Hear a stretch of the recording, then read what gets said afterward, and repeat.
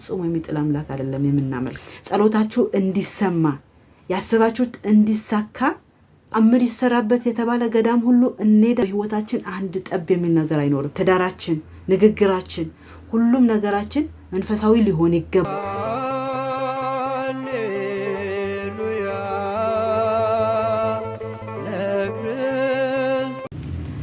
ሰላም ቤተሰቦቼ እንደምን አላችሁ? እኔ በጣም ሰላም ነኝ። ያያለው እግዚአብሔር አምላክ ስሙ የተመሰገነ ይሁን። ለዚህ ቻናል አዲስ የሆናችሁ እኔ ዘማሪ ትንሳኤ ድንቁ ነኝ። ይህ የኔ ቻናል ነው። በዚህ ቻናል የተለያዩ ዘማሪያን ዝማሬዎችና የስደት ወጎች፣ ገጠመኞችና መንፈሳዊ ስብከቶች በአጠቃላይ መንፈሳዊ ይዘት ያላቸውና የስደት ታሪክ ያላቸው ቀርብበት ቻናሌ ነው እና አዲስ የሆናችሁ ሰብስክራይብ ያደረጋችሁ ዛሬ ከእርሱ ወይም ደግሞ ከላይ እንደተመለከታችሁት መንፈሳዊ ሴት ለመሆን ምን ያስፈልጋል የሚል ነው። ይህ ያነሳውበት ምክንያት ምንድነው? ብዙ ጊዜ መንፈሳዊ ሴትነትን የሚናገሩት ወንዶች ናቸው። እኛ መንፈሳዊ ሴቶችም መሆን እንችላለን፣ ወይም ደግሞ መንፈሳዊ ሴት ለመሆን ከሴት ደግሞ ሀሳብ ማግኘት ጥሩ ነው እና እኔ ይህን ሀሳብ ያነሳውበት ትልቁ ምክንያቴ መንፈሳዊ ሴት ነኝ፣ እግዚአብሔርን እፈራለሁ፣ እግዚአብሔርን ቤት እመላለሳለሁ፣ እግዚአብሔር ቤት አገለግላለሁ እያልን ግን ህይወታችን መንፈሳዊ ያልሆነ ብዙ የምንፈልጋቸው መሻታችን የማይፈጸሙልን ተስፋ የምንቆርጥበት ነገሮች የሚከሰቱብን ሰዎች ስላለን መንፈሳዊነት ማለት ምን ማለት ነው? ወይም ደግሞ መንፈሳዊ ሴት የምትፈልገው ነገር ለማግኘት ምን ማድረግ አለባት? ምን አይነት ሴት መሆን አለባትም የሚለውን ሀሳቦችን ለመግለጽ ከራሴ ህይወት ከተሞክሮ አንጻር ብዙ ጊዜ የብዙዎቻችሁ ጥያቄ ነበረ። ብዙ ጥያቄ ጠይቁኝ ነበር፣ ግን ነገሮች ተመቻችተውልኝ መልስ ለመስጠት አልቻልኩም እና አሁን ግን ብዙ ነገር ያለው ብዙ ታዘባለሁ፣ ከራሴም ጭምር ማለት ነው። ብዙ ታዘባለሁ እና ለዚህ ደግሞ እስኪ ቪዲዮ ልስራ ወይም ደግሞ ለእህቶቼ መልእክት ላስተላልፍ ብዬ መጥቼ ነው እና መንፈሳዊ ሴት ሆነን እግዚአብሔርን ቤት ያገለገልን ወይም ዘማሪ ልንሆን እንችላለን፣ ሰንበት ተማሪ ልንሆን እንችላለን። ከዛም አልፎ መንፈሳዊ ህይወት ያለን መንፈሳዊ ሴት ነኝ፣ መንፈሳዊ ሰው ነኝ ብለን ይህ ሴት ያደረኩበት ምክንያት ምንድነው? ብዙ ጊዜ እኛ ሴቶች የምንፈልገው ደረጃ እየደረስን አይደለም። በትዳራችን፣ በስራችን፣ በብዙ ነገር ህይወታችን ጉስቁልቁል ይላል እና ይህ ያልኩበት ምክንያት ትልቁ ምክንያት ምንድነው? መንፈሳዊ ሰው ነን ብለን መንፈሳዊ እንመስላለን፣ ነገር ግን መንፈሳዊ አይደለንም። ችግራችን ምንድነው? ብዙ ማለት ነው። ብዙ ችግር አለብን። ትልቁ ችግራችን ጽናት ይጎለናል። ዛሬ እኔ መንፈሳዊ ሴት ነኝ ብለን ቤተክርስቲያን እንመላለሳለን፣ እግዚአብሔርን ቃል እንሰማለን፣ በአጠቃላይ መንፈሳዊ ነገሮችን እንሰራለን። ነገር ግን መንፈሳዊ ነገሮች ስንሰራ እኛ ያልገባን ወይም ያልተረዳነው አንድ ነገር አለ። ምንድነው? ዛሬ መንፈሳዊ ነኝ ወይም ደግሞ እግዚአብሔር የምፈራ ሴት ነኝ ብለን መልሰን ደግሞ ነገ ህይወታችን የሚያዳሽቁ ወይም ደግሞ ከመንፈሳዊ ህይወታችን የሚጋጩብን ነገር ሲመጡ መጋፈጥ ያቅተናል። መጋፈጥ አንችልም። ለምሳሌ ከአንድ መንፈሳዊ ካልሆነች ሴት እህት ብንቀላቀል መንፈሳዊነታችን ልትወስድ ትችላለች። በምን? እግዚአብሔርን እፈራለሁ፣ እግዚአብሔርን እወዳለሁ፣ ከእግዚአብሔር ጋር መኖር እፈልጋለሁ እያልን ከመንፈሳዊነት የሚያጋጩን ራስ ወዳድነት የሚያመጡብን ነገሮች ይከሰቱብናል። ይህ ልላችሁ የፈለኩት ምንድነው? ከታዘብኩት ነገር አንጻር ነው።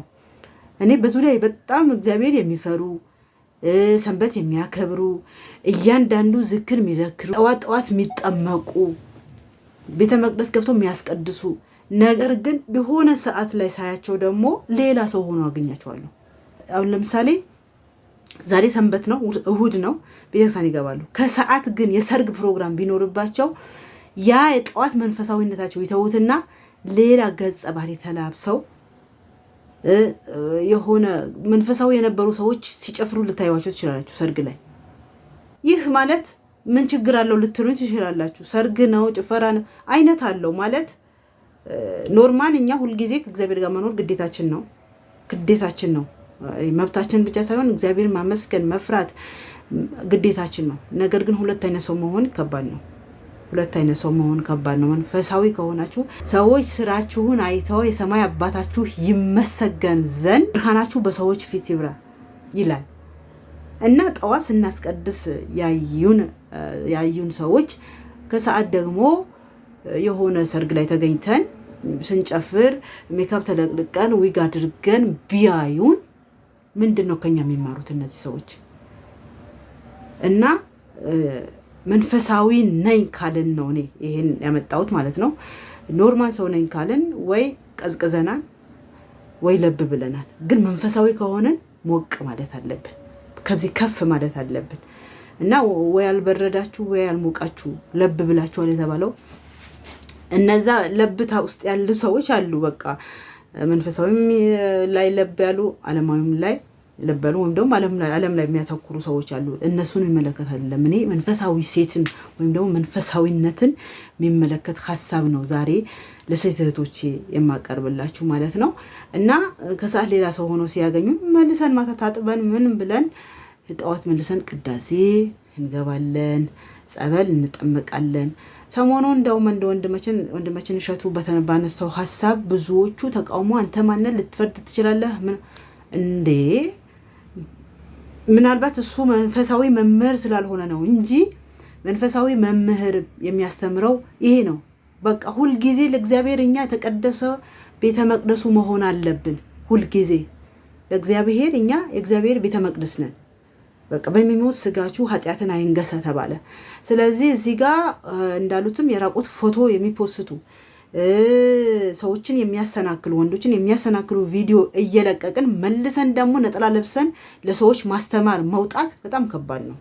ለሰዎች ልናስተምር ተግባራችን ሊያስተምር ይገባል። ክርስትናችን፣ ትዳራችን፣ ንግግራችን፣ ሁሉም ነገራችን መንፈሳዊ ሊሆን ይገባል። መንፈሳዊ ነኝ ካለ ቻችን አስተዳደግ ጀምሮ መንፈሳዊ ልንሆን ይገባል። እኔ ሁለት አምላክ አይደለም ያለው አንድ አምላክ ነው። ቤተ መቅደስም ብንገባ ቤታችንም ብንኖር ለእግዚአብሔር ፈሪሃ እግዚአብሔር በውስጣችን እንዲኖር ይገባል። ነገሮችን በጣም እንጸልያለን። ታምር ይሰራበት የተባለ ገዳም ሁሉ እንሄዳለን፣ እንጾማለን፣ እንመጸውታለን። ነገር ግን በህይወታችን አንድ ጠብ የሚል ነገር አይኖርም። ያ ለምንድን ነው? እምነታችን ቀዛም ትኩስም ስላልሆነ ለብ ብለን ስለቀረን ነው። በሁለት መንገድ መንታ መንገድ ስለያዘን ነው። ስለዚህ እህቶቼ ከመንታ መንገድ መውጣት አለብን።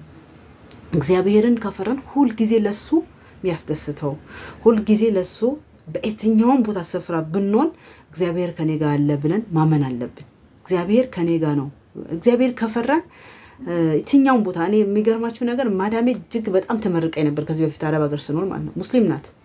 ነገር ግን እኔ እግዚአብሔርን ስለምፈራ ልጆቿ የሚያዩት ቪዲዮ እየተከታተልኩ ነበር ምቀይርባቸው ማለት ነው። የማይሆን ነገር ካዩ እኔ ቀይርባቸዋለሁ በቃ። ምክንያቱም ስነ ስርዓት ያላቸው ልጆች መሆን ማደግ አለባቸው።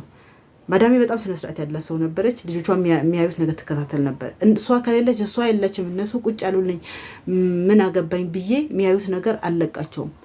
ከነሱ ስጋፈስ ሮጥ ነበር ሙለው እና ያ ምንድነው የህሊና እግዚአብሔር በየትኛው መንገድ አለ ብለን ህሊናችንን ካሳመን ነው ክፉ አንሰራም። ዓለም አታታልልንም። እኛ ውብ ነን። እግዚአብሔር ውብና ድንቅ አድርጎ ፈጥሮናል። ስለዚህ ዓለምንም መንፈሳዊንም ወደን መኖር ግን አንችልም። ይሄን ማመን አለብን። ሁለት አምላክ ለሁለት ጌቶች መገዛት አትችሉም ተብሏል። ለዓለማዊም ለመንፈሳዊም መገዛት አንችልም። ስለዚህ ህይወታችሁ የሰመረ እንዲሆን፣ ጸሎታችሁ እንዲሰማ፣ ያሰባችሁት እንዲሳካ ሁል ጊዜ እግዚአብሔርን በልቦናችሁ አኑሩት። በቃ እግዚአብሔር ከኔ ጋር አለ። አስባችሁታል? ሁላችሁም ራሳችሁን ገምግሙ እስኪ በዚህ ሰዓት ማለት ነው። ይሄን ስናገር ሁላችሁም ራሳችሁን ገምግሙ። ትዘክራላችሁ። በጣም የምትወዱት ቅዱሳን አለ። በጣም ለምኑት ቅዱሳን የሚያማልዳችሁ እጅግ በጣም ብዙ ነገር ተሰራላችሁ። ነገር ግን ቤታችሁ ውስጥ ለሜካፕ የምታጠፉበት ጊዜ የለም አለ። ይሄ የሜካፕ ጊዜ ነው፣ ይሄ የደስታ ሰዓት ነው ብላችሁ ቤታችሁ ውስጥ ብዙ ማይጠበቅባችሁ ከናንተ ከመንፈሳዊ ሴት ማይጠበቅ ብዙ ነገር አለ። ሱሪ ቤታችሁ ውስጥ አለ። ማታ ቤተክርስቲያን ስትሄዱ ቀሚስ የእናታችሁም ልትዋሱ ትችላላችሁ። ራሳችሁን ለቤተክርስቲያን ብቻ ብላችሁ ቀሚስ ልትገዙ ትችላላችሁ። ነገር ግን ስትወጡ ሱሪ ትለብሳላችሁ። መንፈሳዊ ህይወት ይዘት አላችሁ። ይህ አይደለም። ሁል ጊዜ በስራችሁ እግዚአብሔርን ሰዎችን የእናንተን ስራ አይቶ የሰማይ አባታችሁ እንዲመሰገን ሁል ጊዜ ተመሳሳይ ሆኑ። የትኛውም ቦታ ብትሆኑ፣ በተለያዩ እምነት ውስጥ ብትሆኑ፣ ሰዎች መሃል ብትሆኑ፣ በተለያየ እምነት ያላቸው ሰዎች መሃል ብትሆኑ፣ በብዙ ውጣ ውረድ ውስጥ ብትሆኑ እግዚአብሔር ከእናንተ ጋር ካደረጋችሁት እግዚአብሔርን ከፈራችሁ ነገሮቻችሁ ሁሉ ይሳካላችኋል። በተክሊል ገባለሁ ብላችሁ በቁርባን የምታገቡበት ምክንያት ወላዋይነታችሁ ነው። ተወላውላላችሁ። እኔ ልቆር ብትሉና መልሳችሁ ደግሞ የሚቆርብ ወንድ ባላገኝስ ብላችሁ ወደ ኋላ ትላላችሁ። እንዴ እግዚአብሔር ካስቀደማችሁ ይችላል፣ ሁሉም ይሰጣል። እግዚአብሔር ሁሉንም ብቻ እንዴ እንኳን እኛ እግዚአብሔርን መርጠነው ይቅርና ራሳችን ህይወት መርጠን እኮ ያኖረናል። በራሳችን መንገድ ሄደን ያኖረናል እግዚአብሔር እና ግን እግዚአብሔር ብቻ ብለን እሱ ተደግፈን እንዴት ይጥለናል? እንኳን አምነነው የምናመልከው አምላክ ባያድነን እንኳን አንተ ለምታመልከው ጣዖት አንሰግድም ያሉት 3 ህፃናት። ስለዚህ እግዚአብሔር ባያደርግልን እንኳን እሱን መታመን ግዴታችን ነው። ከታመንነው ደግሞ ፈጽሞ የሚጥል አምላክ አይደለም የምናመልከው። ስለዚህ እህቶቼ የልቡናችሁ መሻት እንዲፈጸም፣ ትዳራችሁ እንዲስተካከል፣ ኑሮአችሁ ህይወታችሁ እንዲስተካከል እምነታችሁ የጸና ይሁን። ሁል ጊዜ ተመሳሳይ ሰዎች ሁኑ። ለዛሬ በዚህ በቃናል። ያው እኔ በቃ ከታዘብኩት አንፃር ይሄን ቻናሌ ሐሳቤን የምገልጽበት ነው ብዬ ብዙ ጊዜ እናገራለሁ። ሐሳቤን ልግለጽላችሁ ብዬ ነው ከህይወቴ አንፃር። እኔ በህይወቴ እግዚአብሔር አምላክ ስሙ የተመሰገነ ይሁን በጣም ደስተኛ ነኝ። ማድረግ ያለብኝን ብዙ ኃጢአት ቢኖርብኝን የማይጠበቅብኝን ነገር ግን አላደርግም። የማይጠበቅብኝ ነገር ስላችሁ ለምሳሌ ለሜካፕ የማወጣው ገንዘብ ለድሃ ብሰጥ ደስ ይለኛል።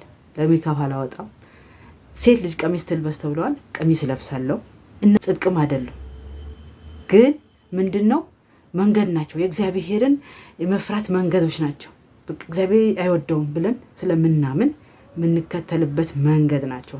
አንድ እግዚአብሔር የምንፈራበት መንገዶች ናቸው። ለእግዚአብሔር ብለን መተው ስለኔ እናት አባቱ ወንድሙ የሚተው ይላል አይደለ? ወይም የሚወደኝ ቢኖር ራሱን ይካድ ተብለዋል። ስለዚህ አንዳንድ ጊዜ ኃጢአት ነው ደስታችንን የፈጸምን አለማዊ ምኞታችንን ያደረግን እግዚአብሔር ወደዋለሁ ብንል ውዴታው የቱ ጋር ነው? በምን ገለጽ ነው እግዚአብሔርን? ይሄንም ማሰብ አለብን እላለሁ። አመሰግናለሁ።